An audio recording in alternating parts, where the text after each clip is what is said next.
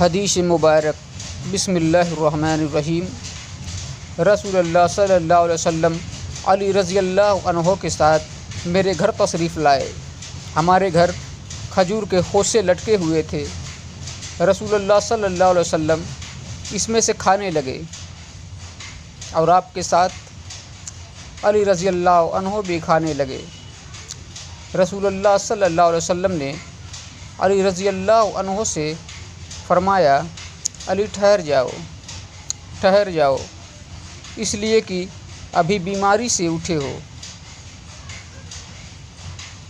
ابھی کمزوری باقی ہے۔ ام منذر کہتی ہیں کہ علی رضی اللہ عنہ بیٹھ گئے اور نبی اکرم صلی اللہ علیہ وسلم کھاتے رہے۔ پھر میں نے ان کے لیے چقندر اور جو تیار کی۔ نبی اکرم صلی اللہ علیہ وسلم نے کہا، علی اس میں سے لو، کھاؤ، یہ تمہارے مزاج کے موافق ہے۔ السلام علیکم ورحمۃ اللہ وبرکاتہ۔